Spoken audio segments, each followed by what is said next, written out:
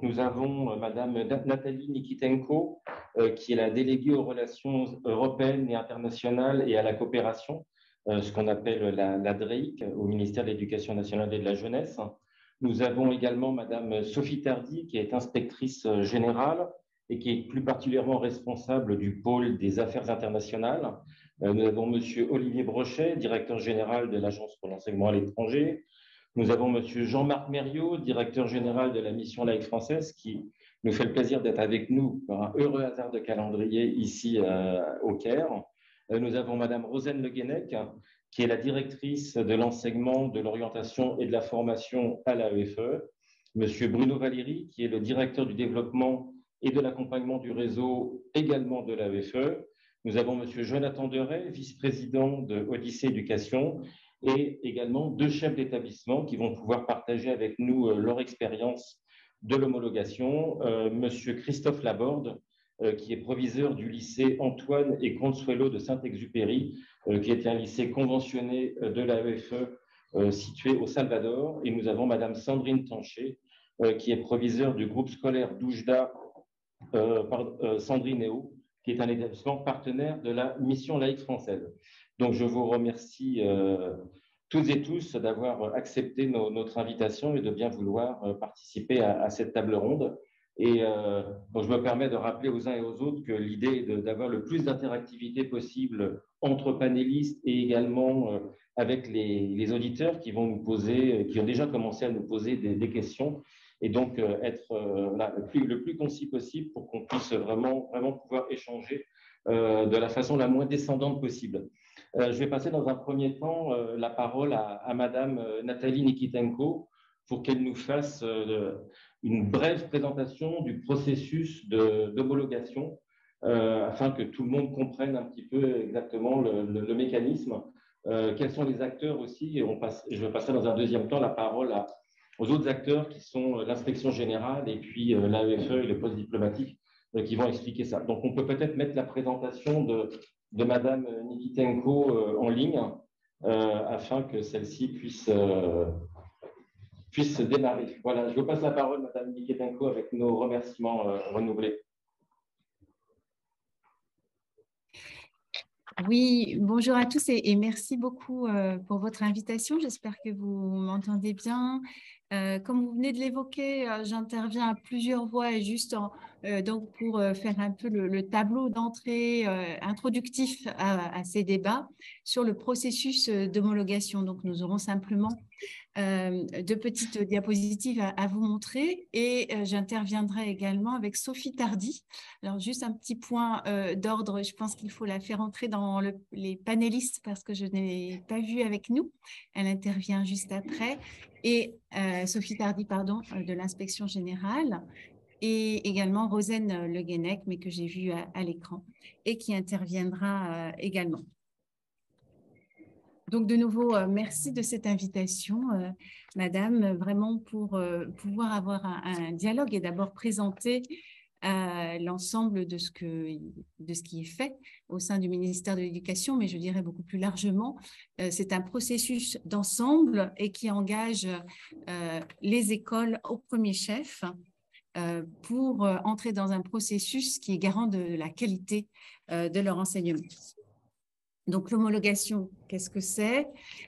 C'est d'abord un enjeu majeur pour les écoles enseignant le français à l'étranger. C'est la clé de voûte de notre enseignement français à l'étranger, c'est-à-dire la reconnaissance délivrée par le ministère national de l'Éducation et de la jeunesse à un établissement situé à l'étranger de sa conformité aux principes, programmes et valeurs de notre système éducatif. C'est une dynamique qui est engagée depuis 2019 dans la simplification de la procédure d'homologation et qui a permis à plus de 70 établissements de rejoindre le réseau en 3 ans, ce qui signifie une augmentation de 14% du nombre d'établissements, de l'ordre de 495 en 2019 à 567 en 2022. L'exigence de qualité et le respect des grands principes de notre système éducatif à l'étranger est vraiment au cœur de notre démarche. La simplification ne signifie pas que l'on renonce à ces exigences de qualité. C'est vraiment un contrat de confiance avec les familles qui ont fait le choix de notre système éducatif. Et nous avions d'ailleurs, avec le ministère des Affaires étrangères, contribué à faire un petit fascicule qui mettait en valeur en fait l'ensemble de ce process, mais aussi de l'enseignement français à l'étranger. Faut-il le rappeler, 2/3 des élèves scolarisés sont issus de familles étrangères et c'est donc l'attrait dans ce système qui est l'un des moteurs de leur inscription dans nos écoles. Donc, l'homologation, qu'est-ce que c'est? Des chiffres d'abord. En moyenne, 30 demandes de première homologation par an et 50 demandes d'extension d'homologation, avec une évolution sensible du volume depuis 2018. Pour mémoire, 7 demandes de première homologation et 36 demandes d'extension en 2016. À ces premières demandes d'homologation et d'extension s'ajoutent des renouvellements d'homologation, puisque vous savez que nous sommes dans un cycle de renouvellement de l'homologation tous les 5 ans pour l'ensemble des 567 établissements du réseau. Et le suivi d'homologation pour vérifier la mise en œuvre des recommandations formulées. Donc, l'homologation, c'est une accréditation originale qui garantit plusieurs principes. D'abord, la garantie de la conformité aux principes, programmes, aux modalités d'évaluation, afin de permettre une poursuite de scolarité sur programme français et qui soit reconnue comme scolarité réalisée dans un établissement public ou privé sous contrat. Deuxièmement, c'est une garantie de la qualité de l'enseignement, de la formation, des locaux, des standards en fait en termes d'éducation. Troisième principe, je dirais que c'est la prise en compte du contexte local. Je crois que Sophie Tardy y reviendra, mais c'est aussi la législation locale, bien sûr, les accords intergouvernementaux, je dirais l'ensemble des éléments plus locaux de cet établissement. Et puis enfin, bien sûr, l'ensemble de ces démarches s'inscrivent dans une diplomatie d'influence de notre réseau mondial. Alors, l'homologation, sur quelle base juridique? Donc, nous, je parle d'ici du ministère de l'Éducation, donc forcément, c'est le Code de l'Éducation qui, dans sa partie législative et réglementaire, appuie l'homologation. Elle s'appuie sur les grands principes du système éducatif français présents dans notre code, qui s'appliquent aux établissements de l'enseignement français à l'étranger homologués par le MENC et qui tiennent compte des accords intergouvernementaux. Nous publions annuellement une note de service d'homologation et de suivi qui rappelle le calendrier, les modalités et explicite les critères de cette homologation. Et donc, je pense que vous en avez tous connaissance. Nous l'améliorons, nous la revérifions chaque année attentivement. L'homologation des établissements d'enseignement français à l'étranger est vraiment la procédure par laquelle le ministère chargé de l'éducation atteste et reconnaît que des établissements scolaires situés à l'étranger dispensent un enseignement conforme aux principes, au programme et à l'organisation pédagogique du système éducatif français. L'attribution de l'homologation s'effectue en accord avec le ministère de l'Europe et des Affaires étrangères et comme vous le verrez tout à l'heure, dans un processus de travail d'équipe, certes, qui peut être perçu par certains comme un peu long, mais toutefois nécessaire pour avoir vraiment cette réflexion d'ensemble. Et donc, c'est pour ça que nous parlons aujourd'hui à 3 voix. Pourrait-on d'ailleurs montrer la deuxième slide? Il y avait une autre slide qui montre les différentes étapes de ce process. L'homologation, je vous le disais en ouverture, a connu une procédure un peu simplifiée depuis 2019, puisque nous sommes passés de 10 à 6 critères, avec donc cette réduction du nombre de critères qui a surtout porté sur la suppression du critère d'élèves français et une souplesse accrue au recours à l'enseignement du CNED. Nous avons aussi, à cette occasion, réduit les délais pour déposer un dossier de première demande, l'année de procédure et processus qui prend à peu près l'année de l'ouverture, pardon, et un processus qui prend à peu près un an, contre au moins 2 ans pour l'IB, par exemple, si on veut comparer à d'autres process. Et puis également une possibilité de déposer une demande d'extension si toutes les classes ne sont pas encore en fonction dans un niveau. Donc, 3 éléments de souplesse auxquels j'ajouterais, et vous vous en souvenez tous, cette particularité que nous avons eu tous à affronter, qui a été la période de Covid, donc la crise sanitaire. Et oui, il y avait un deuxième slide, effectivement, Jonathan, que j'ai vu apparaître 2 secondes.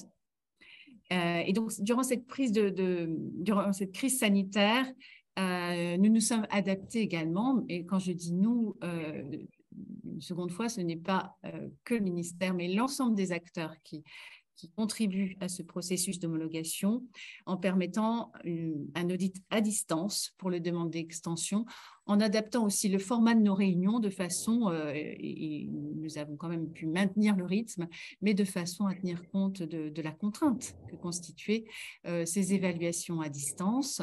Et donc, nous avons tenu en moyenne 2 CIH, Commission interministérielle d'homologation, par an. Nous espérons revenir maintenant à un rythme normal et recaler l'ensemble du process dans les dates habituelles auxquelles nous nous référions avant la crise. Je laisse peut-être maintenant la parole à Sophie Tardy. Oui, merci. Je pense qu'on peut enlever les slides en même temps. Merci, Madame Nikitenko. Merci Madame l'inspectrice générale. Attention, votre micro, Madame Tardy, votre micro est coupé. Voilà. Vous m'entendez? Très bien, oui. Parfait. Bon, je vous remercie de nous donner la parole et de nous laisser l'occasion donc d'exposer le rôle de l'inspection générale dans le processus d'homologation, qui est un rôle important puisque l'inspection générale est requise pour évaluer la composition des dossiers, mais aussi la conformité des demandes aux principes et aux critères d'homologation que vient d'évoquer Nathalie Nikitenko. Alors, l'inspection générale, elle porte un regard finalement assez panoramique qui lui permet de garantir l'unité du réseau des établissements français à l'étranger. Et cette analyse, elle l'effectue sous la coordination, bien sûr, de la délégation aux relations européennes et internationales et à la coopération, la DRIC, mais aussi en lien avec la Direction générale de l'enseignement scolaire, la DGESCO, et la Direction générale des ressources humaines, puisqu'il est question de ressources humaines et qu'elles sont en jeu dans ce processus d'homologation. Ensuite, l'inspection générale déploie des efforts considérables qui sont déployés pour le processus d'homologation. Elle met à l'œuvre, elle met en place des trinômes d'inspecteurs généraux pour analyser les dossiers, et ce sont ces trinômes qui confèrent finalement une certaine légitimité à l'analyse qui est effectuée, puisque ces trinômes permettent de couvrir le champ global de l'homologation à la totalité des compétences nécessaires, à savoir la valence administrative, la valence pédagogique et la valence du premier degré qui est de plus en plus sollicitée. Donc, les inspecteurs généraux que nous mobilisons sont des inspecteurs très expérimentés, volontaires et engagés qui connaissent parfaitement les zones concernées parce qu'ils ont construit une expertise à l'international et qu'ils ont pu effectuer de nombreuses missions dans la zone. Nous formons, en prévision de la montée en puissance du réseau, 2 nouveaux inspecteurs généraux chaque année, de façon à ce qu'ils puissent intégrer ce processus d'homologation. Et à cet égard, nous avons assuré cette année une formation à l'attention de ces nouveaux inspecteurs généraux. Alors, les moyens consentis sont importants. Cette année, 21 inspecteurs généraux mobilisés pour l'expertise des dossiers d'homologation sur 7 grandes zones géographiques, 14 inspecteurs généraux pour les homologations probatoires sur site ou de suivi d'homologation, et 14 missions seront menées d'ici le mois de mai, dont 5 qui seront menées au Liban. Donc, quelles sont les bases maintenant sur lesquelles se fonde l'homologation? Eh bien, des pièces de différentes natures. Tout d'abord, un dossier d'homologation qui est constitué à la fois du projet d'établissement, de l'accréditation des directeurs, de la qualification des enseignants, qui tient compte du bâti scolaire, qui montre les emplois du temps, qui peuvent témoigner du respect de l'organisation scolaire et des programmes. S'ajoutent à cela des rapports d'inspection qui sont rédigés par un inspecteur détaché auprès de l'AEFE, mais je laisserai notre collègue de l'AEFE en faire état, ou un IPR, un IAIPR en académie.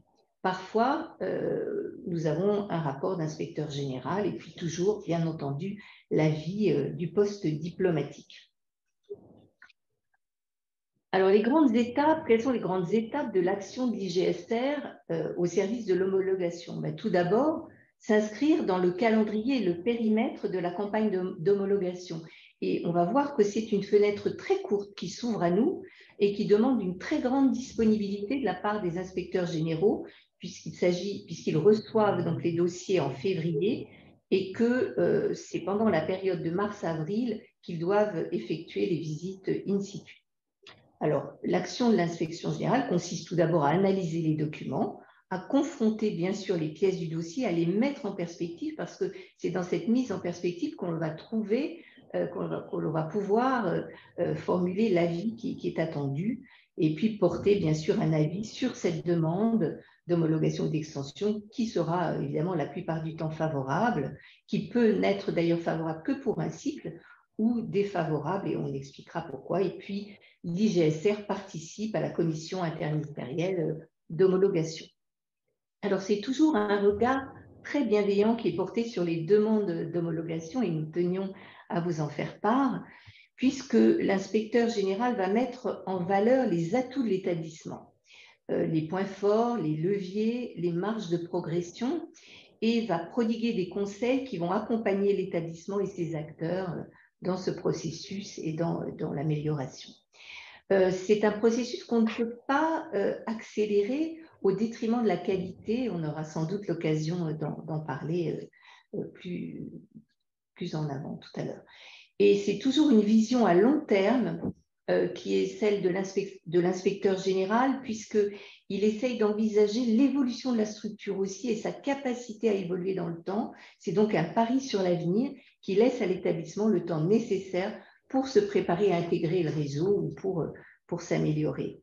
Alors, les avis sont toujours contextualisés. Il y a une sensibilité particulière qu'ont les inspecteurs parce qu'ils connaissent les zones concernées, qu'ils connaissent ces établissements la plupart du temps.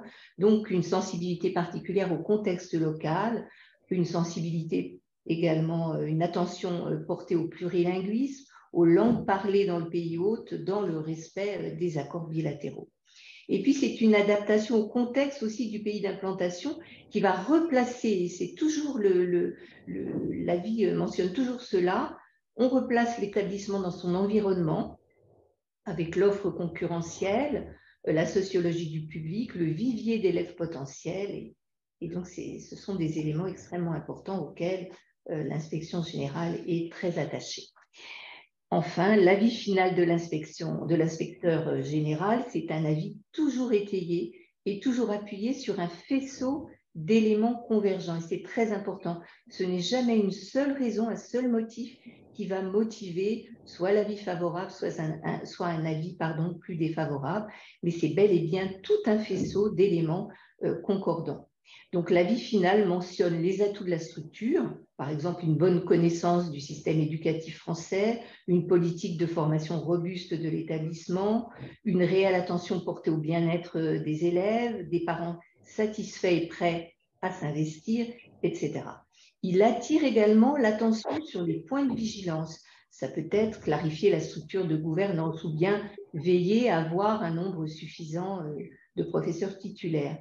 Et il émet enfin des recommandations, par exemple formuler un nouveau projet d'établissement en concertation avec l'ensemble de la communauté éducative, renforcer le français à l'écrit, poursuivre la stratégie de professionnalisation des enseignants. Voilà, je vais m'arrêter là et je pense qu'on aura l'occasion d'évoquer toutes sortes de questions que vous pourrez vous poser. Je vous remercie. Et je vais laisser la parole. Merci, madame.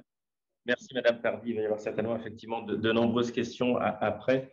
Je passe la parole à Rosane Le Guenec pour nous expliquer le rôle de l'AEFE, puis également des postes diplomatiques. On n'a pas de représentant de la DGM, mais je pense que Rosane pourra nous dire exactement le rôle à eux également. C'est le même ministère, effectivement, donc je vais endosser les deux éléments, mais de toute façon, les choses se rejoignent effectivement, puisque dans la continuité des propos de Nathalie Nikitenko et de Sophie Tardy, moi, je vais un peu vous présenter le processus d'homologation. Tout établissement passe par effectivement cette homologation, c'est la garantie qui a été présentée. Un établissement, il entre dans le réseau sur une première demande d'homologation. Ensuite, il a la possibilité de poursuivre sur des extensions d'homologation, et puis automatiquement était évoqué une sorte de cycle de l'homologation. Tous les 5 ans, ces établissements passent au renouvellement d'homologation, et pour quelques-uns au suivi. Donc ces campagnes, ce sont des campagnes, et Sophie Tardy l'évoquait, qui sont des campagnes sur une année. C'est un temps extrêmement resserré pour envisager l'ensemble des étapes. Ce sont, au bas mot, et Nathalie Nikitenko le rappelait, 75 renouvellements ou suivis depuis la reprise suite au Covid, et à peu près 80 extensions et premières demandes. Donc, c'est effectivement un dossier d'importance qui se passe sur une année et en plusieurs temps. Le premier temps, il est effectivement, puisque nous sommes en interministériel, il est plutôt du côté du MEAE qui va recevoir effectivement ces dossiers, qu'ils soient au renouvellement ou en première demande ou en extension, et on va en étudier l'éligibilité. C'est-à-dire que c'est un dossier qui est à constituer avec des pièces qui sont extrêmement nombreuses, qui sont le reflet en fait de la vie de l'établissement et la garantie au regard des critères. Donc, ce sont les emplois du temps, ce sont les comptes rendus d'instance, ce sont le projet d'établissement. La gamme est effectivement extrêmement large. Donc, on va commencer par vérifier effectivement ces dossiers, et en lien avec les postes diplomatiques émettent des avis et des avis d'opportunité en quelque sorte, et la DGM de même émet des avis d'opportunité, puisque vous savez que nous sommes dans le cadre de l'augmentation des effectifs dans le réseau à finalité d'un doublement des effectifs, mais évidemment ça doit se faire au regard d'établissements qui sont solides et qui vont permettre la garantie. Ça, c'est une première phase qui se passe à peu près entre le mois de septembre et le mois de janvier.